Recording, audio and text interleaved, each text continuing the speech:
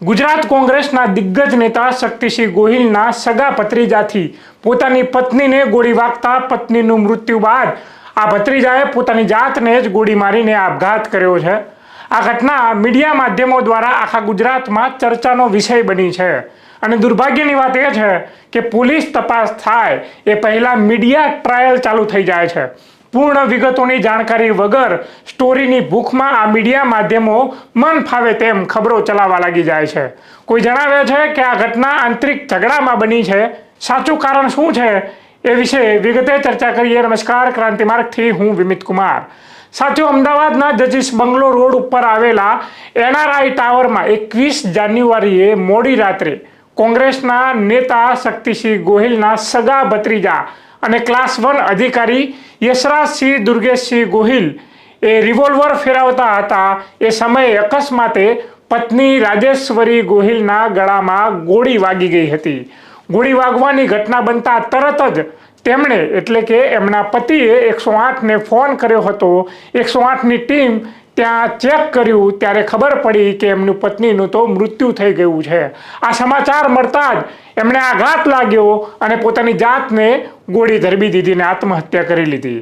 અમદાવાદ સિવિલમાં પોસ્ટમોર્ટમ પૂર્ણ થતાં બંનેના મૃતદેહને ભાવનગરના લીમડા ગામે લઈ જવામાં આવ્યા છે, જે દંપતીના મૃતદેહની અંતિમ વિધિ કરવામાં આવશે। કહેવામાં આવે છે કે આ દંપતી તો ગઈકાલે જમવા માટે એક સંબંધીના ઘરે ગયા હતા। જમીને રાજી ખુશીથી ઘરે પરત આવ્યા ત્યારબાદ આ બનાવ બન્યો હતો। આ સમગ્ર ઘટનાને લઈને કોંગ્રેસના પ્રવક્તા મનીષ દોશીને મીડિયા માધ્યમોએ સાચું કારણ પૂછ્યું આ ઘટનાને લઈને, તો મનીષ દોશીએ શું જણાવ્યું છે અને ત્યારબાદ જાણો કે તપાસ કરનારા પોલીસ અધિકારી પણ શું કહી રહ્યા છે, કેવી પ્રાથમિક માહિતી આ ઘટનાને લઈને આપી રહ્યા છે। આખા પરિવાર ઉપર આપ તૂટી પડે એવી આ ઘટના છે। કોંગ્રેસ પક્ષના વરિષ્ઠ નેતા અમારા સૌના સન્માનીય માનનીય શક્તિસિંહજીના પરિવારની આ દુઃખદ ઘટના અમને સૌના માટે આંચકાજનક છે। જે રીતની ઘટના બની,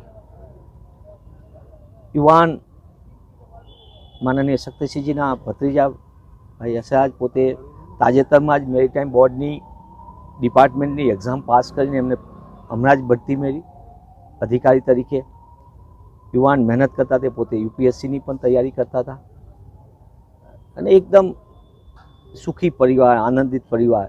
એમના પત્નીશ્રીને બંને ગઈકાલે સામાજિક દ્રષ્ટિએ તેઓ વિદેશ જવાના હતા, એની પહેલાં એમના ફૈબા સાહેબને જમવા માટેનો એમનો સામાજિક જે હોય તે પ્રસંગમાં પોતે એની આ જમવા માટે ગયા હતા અને ત્યારબાદ પરત જ્યારે ઘરે આવ્યા ત્યારે જે એમને ટેવ હતી કાયમ ભાઈને, એમને પોતે રિવોલ્વર રાખતા હતા પોતાની, અને એના કારણે એ ઘણી વખત રિવોલ્વરને આમાં ફેરવીને જે રીતની આપણે કરતા હોઈએ છીએ કે યુવાનને ઓલામાં, એમાંથી અકસ્માતે છૂટેલી ગોળી એમના પત્નીશ્રીને ગળાના ભાગ ઉપર વાગી। અને જે વાત એમને પોતે જ આ બની ઘટના એટલે તરત જ તુરત જ એમને 108ને જાણ કરી। 108ને ફ્લેટનું લોકેશનમાં કાંઈક ઓલી હતી, ફરી એમને ફોન કર્યો એટલે એવો પોતે નીચે લેવા પણ ગયા NRI ટાવરમાં। અને જ્યારે 108ની ટીમ આવી ત્યારે એમને એમના પત્નીશ્રીને નિધન થઈ ગયું હતું, એટલે નો મોર કીધું। એના કારણે એમને આઘાત લાગતા એમને પોતે પણ એ જ રિવોલ્વરથી પોતાની ઓલાથી પોતાનું જીવન ટૂંકાવ્યું। ઘણી દુઃખદ બાબત। 108ની ટીમે એમને રોકવાનો કોઈ પ્રયત્ન કર્યો, એમના પરિવાર ઉપર આ વજ્રઘાત છે। એમના પરિવારમાં એમના માતુશ્રી પણ એમની સાથે નહીં રહેતા હતા NRI ટાવરમાં જ, અને થોડા સમયમાં જ એમનો પાસપોર્ટ રિન્યૂ થઈને એમના પત્નીશ્રીનો કે એમનો એના બાબત ચાલતું હતી અને તેઓ વિદેશ હમણાં ફરવા પણ જવાના હતા બંને પતિ પત્ની। એટલે આ એક અમારા સૌના માટે દુઃખદનો છે, માનનીય શક્તિસિંહજીના પરિવાર માટે, એમના શુભેચ્છકો માટે અને અમારા સૌના માટે આ એક દુઃખદ ઘટના છે। ક્યારે લગ્ન થયા હતા? થોડા સમય મારી આગળ જે પ્રાથમિક માહિતી છે, મારે માનનીય શક્તિસિંહજી ઘણા આઘાતમાં છે એટલે મેં વિશેષ નથી, પણ થોડા સમય પહેલાં જ એમના લગ્ન પ્રસંગે થયા હતા, એનો સમય બી થોડોક થયો છે, મારી આગળ એક્ઝેક્ટ નથી, પણ હું એટલું નિશ્ચિતપણે કહું એકદમ આનંદિત ભાઈને હું મળેલો છું, યશરાજભાઈને, અને એકદમ એમને કોઈ વ્યસન નહીં, કોઈ પણ પ્રકારની ઓલી નહીં, અને એકદમ ઉત્સાહિત નવજવાન તરીકે એમને બે જ બાબતનો, એક પોતે રિવોલ્વર હંમેશા સાથે રાખતા હતા અને બીજો એમને વાહનનો શોખ હતો। એકદમ વાહનને સ્પીડમાં ચલાવે. ઘણી વખત શક્તિભાઈ બી ઠપકો આપતા, અમારે બી વાતચીત ક્યાંક થાય તો કે મને વાહન સ્પીડમાં ચલાવવું ગમે છે. બાકીની વિગતો તમને અનુકૂળતા આવે, પણ એટલું નિશ્ચિતપણે છે કે આ સમગ્ર બાબત આપની વચ્ચે કહી રહ્યા છે. અમારા સૌના માટે આ દુઃખદનું છે. ગઈકાલ લેટ નાઇટ પોલીસને એક મેસેજ મળે છે અને મેસેજ મળતાની સાથે જ પોલીસ બનાવવાળા સ્થળ ઉપર જાય છે અને સ્થળ ઉપર જઈ અને જે તપાસ કરે છે તેમાં હસબન્ડ એન્ડ વાઇફ બંનેનું ગોળી વાગવાથી મૃત્યુ થયેલું છે. આમાં હકીકત એવું છે કે NRI ટાવર છે વસ્ત્રાપુરમાં, NRI ટાવરમાં 5મા માળે 502માં આ ઘટના ઘટી છે, જેમાં આખામાં મરણ જનાર છે રાજેશ્વરી બા યશરાજસિંહ ગોહિલ છે અને બીજા છે યશરાજસિંહ દુર્ગેશસિંહ ગોહિલ. આ બંનેનું ત્યાં મૃત્યુ થયેલું છે. આમાં હકીકત એવું છે કે સૌ પ્રથમ આ બંને કપલ પોતાના કોઈ સગાને ત્યાં જમવા ગયેલા, જમીન પરત આવી અને પોતાની મધરને મળીને પોતાના બેડરૂમમાં સુવા ગયા. એ દરમિયાન અચાનક એમનો છોકરો મધરના બેડરૂમમાં આવીને કહે છે કે મારી રિવોલ્વરમાંથી ગોળી છૂટી ગઈ છે અને મારી વાઈફને વાગી છે, આપણે એને હોસ્પિટલ લઈ જવી પડશે. આ હકીકત જણાવતા મધર અને એનો દીકરો બંને જ્યાં બેનને ગોળી વાગી છે બેડરૂમમાં આવે છે. એ દરમિયાન એમના દીકરાએ 108નો ફોન કરેલો હોય છે. 108 પણ ત્યાં આવી જાય છે. 108ના કર્મચારી આવી અને આ બેનને ડેથ જાહેર કરે છે કે બેન મૃત્યુ પામેલા છે. એ ડેટ જાહેર કરતા 108નો કર્મચારી બેઠક રૂમમાં જઈને પોતાના કંટ્રોલ રૂમમાં જાણ કરવા જાય છે કે ભાઈ આ બેનનું મરણ ગયેલું હોય, પોલીસ મોકલી આપો. આ મેસેજ કરવા જતાં આ ભાઈ જે યશરાજસિંહ ખરા એમને જાતે જ પોતાને ગોળી મારી દીધી માથાના ભાગે અને એ અવાજ થતાં એમના મધર અને 108ના કર્મચારી બંને બેડરૂમમાં જાય છે. ત્યાં યશરાજે પોતે ગોળી મારી લોહી લુહાણ આંખમાં નીચે પડેલા હોય છે. આ મુજબની એક ઘટના બને છે. ઘટનાની જાણ પોલીસને થતાં પોલીસ તાત્કાલિક હરકતમાં આવે છે અને દેવ્યાનીની બાની આ એક જાહેરાત લે છે અને ત્યાં જઈ FSL અધિકારી, ફિંગરપ્રિન્ટ અધિકારી અને ફોરેન્સિક એક્ઝિક્યુટિવ મેજિસ્ટ્રેટ આ બધાને સાથે રાખી મરણોત્તરના કાગળો તમામ કાગળો પૂર્ણ કરી અને બંને જે મરણ ગયેલા છે એ બંને હસબન્ડ એન્ડ વાઈફને બોડીના FSL એટલે ફોરેન્સિક્સ PM કરવા માટે સિવિલ હોસ્પિટલ અસારવામાં મોકલી આપે છે અને આગળની તપાસ હાલ પોલીસ ચલાવી રહી છે. કેટલા વાગે બનાવ બન્યો, પોલીસને કેટલા વાગે જાણ થઈ? લગભગ પોલીસને 12 આસપાસ આની મેસેજથી 112 ઉપર જાણ થાય છે અને પોલીસ આ પ્રકારની કાર્યવાહી કરે છે. સર આનું બેકગ્રાઉન્ડ શું છે, કોણ? પોતે સરકારી નોકરી કરે છે મરીન ટાઈમમાં, એવું અમને હાલ જાણવા મળેલું છે અને એમના વાઇફ છે હાઉસવાઇફ હતા. સર પોલીસ જ્યારે પહોંચી ત્યારે બંને મૃતદેહો કયા હાલતમાં હતા, એમના માતા પણ ઘરમાં હતા, એમનું શું કહેવું? એમનું કહેવું તો અગાઉ મેં આપને જે જાણ કરી કે મારો દીકરો અચાનક એમના બેડરૂમમાં આવે છે અને મારી રિવોલ્વરથી ગોળી વાગી ગઈ છે એવા મુજબની જાહેરાત કરતા આખી હકીકત આ પ્રકારની બનવા પામે છે. સર રિવોલ્વરની ગોળી કઈ રીતે વાગી, કયા સંજોગોની અંદર?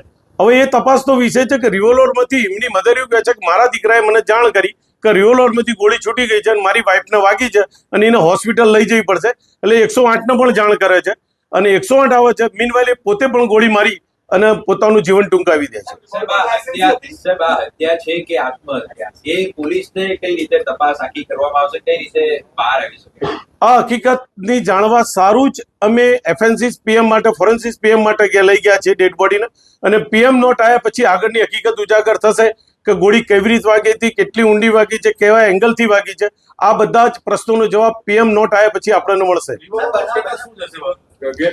પ્રાથમિક તપાસમાં રિવોલ્વર લાયસન્સ વાળી છે એવું એમના સગાવાલાને જાણવા મળેલું છે, પણ તપાસ અંતે રિવોલ્વર પણ આપણે જમા લીધી છે અને આપણે FSLમાં મોકલી અને આગળની વિગતવારની તમામ પહેલુઓને સાથે રાખી તમામ વસ્તુઓને નજરમાં રાખી અને આગળની તપાસ અમે ચલાવી રહ્યા છીએ. બનાવ પહેલા ઘરમાં કોઈ ઝઘડો, અવાજ, કોઈ હકીકત સામે આવી છે? પરિવારના ત્યાં જમવા ગયા હતા, ત્યાં કોઈ માથાકૂટ થયું, ઘરે આવ્યા, એ સંજોગોમાં વચ્ચે શું બન્યું? આસપાસના લોકો નિવેદન આસપાસના રાતનો સમય હતો, વોચમેનો હતા.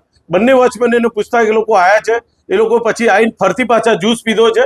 બિલકુલ યંગ કપલ હોવાથી એકલું રાજી ખુશીથી બંનેને પૂછતા એવો એમના ફ્લેટમાં ગયેલા છે.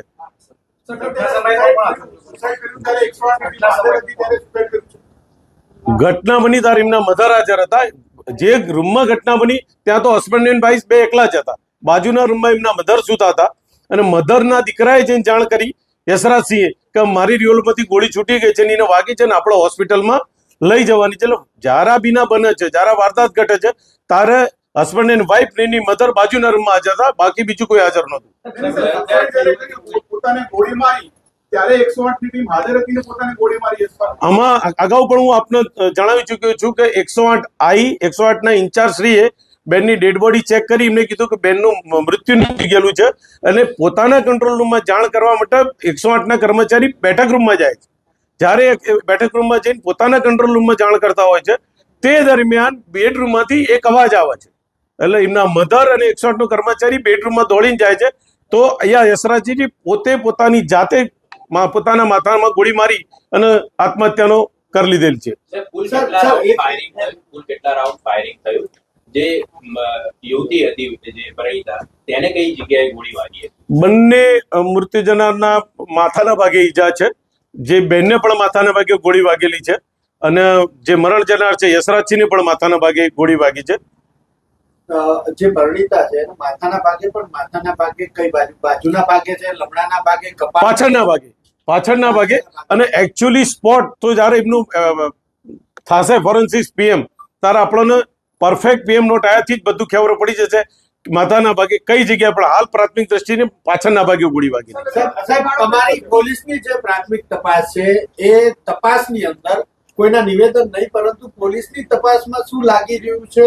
અકસ્માતે ગોળી છૂટી હોય એવું લાગી રહ્યું છે કે જાણી જોઈને ગોળી મારવામાં આવી હોય એવું લાગી રહ્યું છે? હાલ અમે એડી દાખલ કરેલી છે. એડી દાખલ કર્યા પછી કોઈ નક્કર ધારો કે પીએમ નોટ આવ્યા પછી અમે એના નિર્ણય પર જઈશું કે ભાઈ ખરેખર ગોળી મારવામાં આવી છે, નજીકથી ગોળી વાગી છે, કેટલા અંતરથી ગોળી વાગી છે, કેવા પ્રકારની ગોળી વાગી છે, માણસ જાતે ગોળી માગે તો ક્યાં વાગે, આકસ્મિક ગોળી વાગે તો ક્યાં, આ બધા જ પહેલો લઈને એ માટે જ અમે ફોરેન્સિક પીએમનો આગ્રહ રાખી અને બંને ડેડ બોડીને અમે સિવિલ ખાતે ફોરેન્સિક પીએમ કરવા માટે અમે મોકલી આપેલા છે. સમગ્ર કેસમાં દૂધ પાણી કરવા માટે પોલીસ જે છે કયા પોઈન્ટ ઉપર ને કઈ છે રિપોર્ટ તપાસ? એ દૂધનું પાણીનું પાણી કરવા માટે મેં એક્ઝિક્યુટિવ મેજિસ્ટ્રેટ સાહેબ, FSLના અધિકારી સાથે અને ફિંગરપ્રિન્ટના અધિકારી સાથે તમામ સરકારી કર્મચારીઓને સાથે રાખી અને ગઈકાલ આખી રાત અમે અમારા મરણોત્તરના જે કાગળો કરવાના થાય એ તમામ કાગળો પૂર્ણ કરી અને બંને ડેડ બોડીઓને અમે પીએમ સારું મોકલી આપ્યા છે. સર, જ્યારે એમ્બ્યુલન્સની ટીમ પ્રેઝન્ટ હતી ઘરમાં, જ્યારે પહેલો શોટ વાગી ગયો હતો, જ્યારે એમના જે વાઈફ હતા એ ડેડ થઈ ગયા હતા, ત્યારે રિવોલ્વર ક્યાં હતી? ત્યારે એમના પાસે જ હતી યશરાજસિંહના કે બીજે કોઈ મૂકી દીધી? રિયોલોલ એમની જોડે જ પડી હતી. પહેલા તો માણસ આવ્યો 108 ના, એમને ડેડ બોડી જોઈ અને એને કીધું કે બેન મરણ ગયેલા છે અને એ પોતાના કંટ્રોલ રૂમમાં જાણ કરવા માટે તરત બહાર જાય છે. રિયોલોલ ક્યાં પડી હતી, કઈ જગ્યાએ પડી હતી એ એક તપાસનો વિષય છે, કારણ કે એને કાલ રાત્રે પૂછપરછ કરી એટલે એ માણસ પ્રાઇવેટ એક જ માણસ છે, પોતે પણ એટલો બધો ગભરાઈ ગયેલો હતો કે સાહેબ આ બીના બની છે, હું અંદર ગયો, બેનના મૃત્યુ જાહેર કર્યા, હું મારા કંટ્રોલ રૂમમાં જાણ કરવા માટે બેઠક રૂમમાં આવું છું ને દરમિયાન બીજો અવાજ થાય છે. સાહેબ, બંને